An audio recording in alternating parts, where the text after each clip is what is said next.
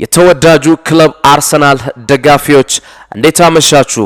ከዌስት ሃሙ ጨዋታ በፊት ወይንም ከለንደን ደርቢ ጨዋታ በፊት የአርሰናሉ አሰልጣኝ ሚካኤል አርቴታ ጋዜጣዊ መግለጫ ሰጥተዋል። በጋዜጣዊ መግለጫቸው ስለ ተጫዋቾች ጤንነት፣ ስለ ሻምፒዮንስ ሊግ ለደጋፊዎች መልእክት አስተላልፈዋል።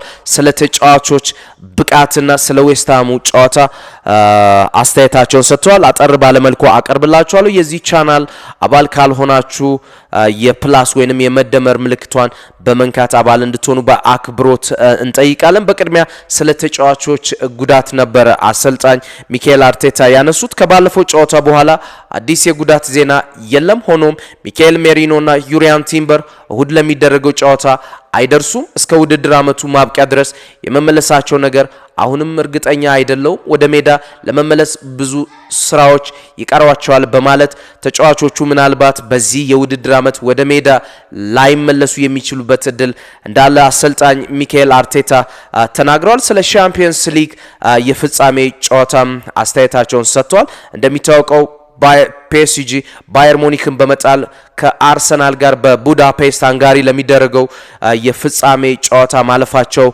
ይታወቃል። ይህንንም ተከትሎ አስተያየት የሰጡት ሚካኤል አርቴታ ባየር ሙኒክም ይሁን ፒኤስጂ የባላንጣዎቻችንን ጥንካሬ እናውቃለን፣ ፒኤስጂ ያላቸውን ብቃት እናውቃለን። ነገር ግን በዚያ ቅጽበት የሚፈለግብንን ነገር እንደምናደርግ ትልቅ እምነት አለኝ ሲሉ በቡዳፔስት ሃንጋሪ የሚደረገውን ጨዋታ ለማሸነፍ ከፍተኛ መነሳሳት እንዳላቸው አሰልጣኙ ተናግረዋል። እንዲሁ ለደጋፊዎች መልእክታቸውን አስተላልፈዋል።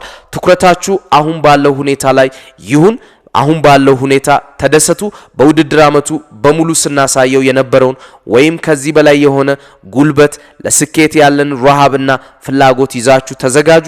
ወደ ስኬቱ ከምንጊዜውም በላይ እየተቃረብን ነው።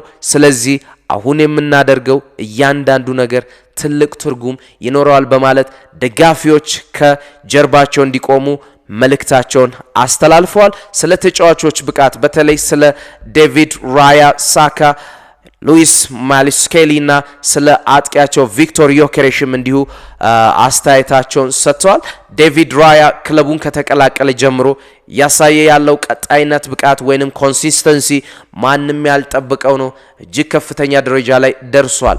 እሱ የሚያደርጋቸው አስገራሚ ነገሮች እንደ ተራ ነገር መቁጠር የለብንም በማለት ስፔናዊን ግብ ጠባቂ አሞካሽተዋል። ከሰሞኑ እንግዲህ ለአርሰናል አዲስ ቨርዥን ይዞ የመጣው ቡካዮ ሳካንም አድንቀውታል። ከሱ ጋር መስራት ትልቅ ደስታ ነው። በሰባዊነትም ሆነ በእግር ኳስ ብቃቱ ለክለቡ የሰጠው ነገር የሚደንቅ ነው ሲሉ አሞካሽተውታል።